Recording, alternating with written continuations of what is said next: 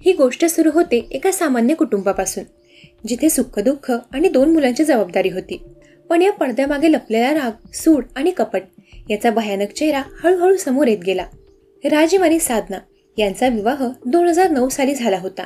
दोघांनाही 14 आणि 8 वर्षांची 2 मुलं होती. राजीव बरेलीच्या नवोदय हॉस्पिटलमध्ये डॉक्टरचा सहाय्यक म्हणून काम करत होता. त्याच्याकडे गावात स्वतःचं घर होतं, पण मुलांच्या शिक्षणासाठी आणि नोकरीच्या सोयीसाठी तो शहरात भाड्याच्या घरात राहत होता. वरवर पाहता हे कुटुंब सुखी आणि समाधानी दिसत होतं, पण या सुखी संसाराच्या आत काहीतरी धुमसत होतं. साधना आणि राजीव यांच्या नात्यात नेमकं काय बिनसलं होतं याची स्पष्ट माहिती अजूनही समोर आलेली नाही. मात्र त्यांचे संबंध ताणले गेले होते हे स्पष्ट होतं. या ताणलेल्या संबंधांनीच साधनाच्या मनात एक भयानक विचार पेरला आणि तिने तो प्रत्यक्षात आणण्याचा निर्णय घेतला. ती वेळ होती 21 जुलैची. रात्रीची वेळ होती आणि राजीव आपल्या घरी होता. त्याला या गोष्टीचा साधा संशयही नव्हता की त्याची पत्नी त्याच्या जीवावर उठली आहे.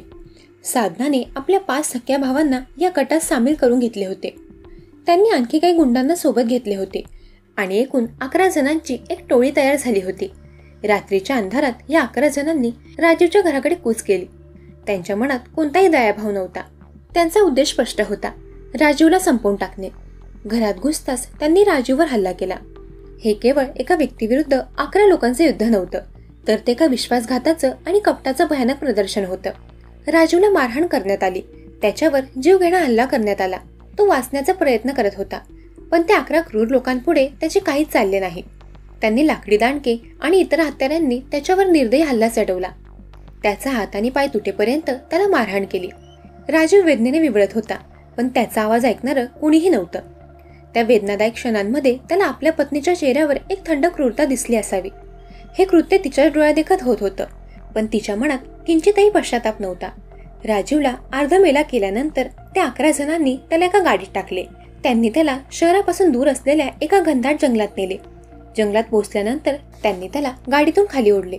त्या निर्जन ठिकाणी त्या 11 जणांनी एक खड्डा खणायला सुरुवात केली.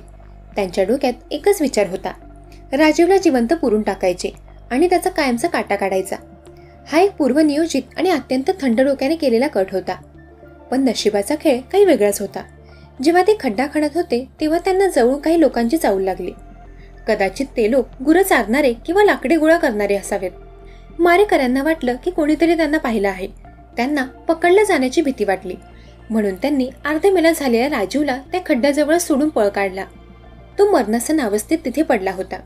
त्याचे हातपाय तुटलेले होते आणि अंगावर अनेक जखमा होत्या. त्याचे वडील नेत्राम यांना नंतर जेव्हा ही घटना कळली तेव्हा त्यांच्या पायाखाली जमीनच सरकली. त्यांनी तात्काळ पोलीस स्टेशन गाठले. नेत्राम यांच्या तक्रारीनंतर पोलिसांनी गुन्हा दाखल केला. तक्रारीत त्यांनी त्यांची सून साधना आणि तिच्या 5 भावांसह इतर 11 जणांवर मुलगा राजीवची हत्या करण्याचा प्रयत्न केल्याचा आरोप केला. या घटनेने संपूर्ण बरेली शहर हादरले. एका पत्नीने आपल्याच पतीला संपवण्यासाठी एवढा मोठा आणि क्रूर कट कसा रचला, हा प्रश्न सर्वांनाच पडला होता. या घटनेचा खरा धक्कादायक खुलासा हा होता की या कटामागे पती पत्नीमधील संसारातील वाद हेच मुख्य कारण होतं. साधना आणि राजीव यांच्यात वारंवार होणाऱ्या भांडणातूनच साधनाने सूड घेण्याचा निर्णय घेतला होता. तिला वाटत होतं की राजीवमुळे तिचं आयुष्य खराब होत आहे. या चुकीच्या विचारामुळे तिने हा विकृत मार्ग निवडला. या घटनेने हे सिद्ध केले की काही वेळा नात्यामधील कटुता इतकी वाढते की ती माणसाला कोणत्याही थराला घेऊन जाऊ शकते. सुखी आणि समाधानी दिसणाऱ्या कुटुंबाच्या पडद्यामागे कोणत्या वेदना दडलेल्या होत्या याचा हा एक क्रूर पुरावा होता. आजही या घटनेचे पडसाद उमटत आहे. नेत्राम यांनी पोलिसांना सर्व आरोपींवर कठोर कारवाई करण्याची विनंती केली आहे. या घटनेने समाजातील प्रत्येकाला हा प्रश्न विचारण्यास भाग पाडले आहे की जेव्हा आपल्या सर्वात जवळच्या व्यक्तीवरचा विश्वास संपतो तेव्हा त्या नात्याला काय अर्थ उरतो. राजीवची सुटका झाली असली तरी त्याच्या जखमा आणि या घटनेने दिलेली मानसिक वेदना यातून तो बाहेर पडू शकेल का, हा प्रश्न अनुत्तरित राहतो. या घटनेचा सर्वात मोठा बोध म्हणजे नात्यामधील विश्वासाचा अंत. पती पत्नीचं नातं हे विश्वासावर आधारलेलं असतं. आपल्या जोडीदाराला आपला आधार आणि संरक्षक मानले जाते. मात्र जेव्हा पत्नीच पतीचा जीव घेण्याचा कट रचते तेव्हा त्या नात्यातील पवित्रता आणि विश्वास पूर्णपणे नष्ट होतो. ही घटना दर्शवते की वैवाहिक संबंधांमध्ये कटुता आणि द्वेष किती खोलवर रुजू शकतो.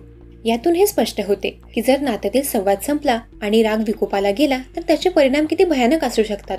या प्रकरणात केवळ पत्नीच नाही तर तिच्या 5 भावांनीही या कटात सहभाग घेतला. यातून हे सिद्ध होतं की काही वेळा कौटुंबिक संबंधाचा वापर गुन्हा करण्यासाठी केला जातो. कुटुंबातील सदस्यांनी एकमेकांना योग्य मार्गावर आणण्याऐवजी चुकीच्या कृत्यांमध्ये साथ दिली हा एक गंभीर मुद्दा आहे. कौटुंबिक जबाबदारी आणि नैतिकतेची ही एक मोठी परीक्षा आहे. भावांनी आपल्या बहिणीच्या चुकीच्या कृत्याला पाठिंबा देऊन स्वतःला गुन्हेगार बनवले. या घटनेमागे नेमके काय कारण होते हे अद्याप स्पष्ट झालेले नाही, पण हे निश्चित आहे की पती पत्नीमधील संवादाचा अभाव याला कारणीभूत असावा. कोणत्याही नात्यात जेव्हा समस्या येतात तेव्हा त्यावर संवाद साधून तोडगा काढणे अपेक्षित असते. मात्र जेव्हा संवाद पूर्णपणे थांबतो आणि वैयक्तिक द्वेष वाढतो तेव्हा अशा टोकाच्या घटना घडतात. साधनाने आपल्या समस्या सोडवण्यासाठी अत्यंत चुकीचा मार्ग निवडला. ही घटना आपल्याला शिकवते की नात्यातील कोणताही ताण किंवा मतभेद हिंसेने सोडवता येत नाही. राजीव याच्यावर झालेला हल्ला आणि नंतर त्याला जिवंत पुरण्याचा कट हा कायद्याला आव्हान देणारा होता. अशा घटना समाजात भीतीचं वातावरण निर्माण करतात. सुदैवाने राजूचा जीव वाचला आणि त्याच्या वडिलांनी तात्काळ पोलिसांकडे तक्रार केली. यामुळे गुन्हेगारांवर कारवाई होण्यास सुरुवात झाली. यातून हे स्पष्ट होतं की अशा परिस्थितीत कायदा आणि सुव्यवस्था किती महत्त्वाच्या आहेत. समाजातील प्रत्येक व्यक्तीला कायद्यावर विश्वास ठेवणे आवश्यक आहे, जेणेकरून गुन्हेगारांना योग्य शिक्षा मिळेल. ही घटना केवळ एका कुटुंबाची नाही, तर संपूर्ण समाजाची एक वेदना आहे. या घटनेमुळे प्रत्येक व्यक्तीला स्वतःच्या नात्याचा आणि वर्तनाचा विचार करण्यास भाग पाडले आहे. समाजात वाढती हिंसा, नात्यांमधील दुरावा आणि नैतिक मूल्यांचा ऱ्हास यावर ही घटना एक प्रश्नचिन्ह निर्माण करते. यातून आपण एकच गोष्ट शिकू शकतो की प्रत्येक व्यक्तीने आपल्या नात्याची काळजी घेतली पाहिजे आणि कोणत्याही समस्येवर हिंसेऐवजी शांततेने आणि समजूतदारपणे उपाय शोधायला पाहिजे. दरम्यान या घटनेवर तुमची काय प्रतिक्रिया आहे ते कमेंट करून नक्की सांगा. जर तुम्हाला अशा सत्यकथांमध्ये रस असेल तर क्राईम कोड मराठी या यूट्यूब चॅनलला जरूर सबस्क्राईब करा. तोपर्यंत सतर्क रहा, सावधान रहा. धन्यवाद.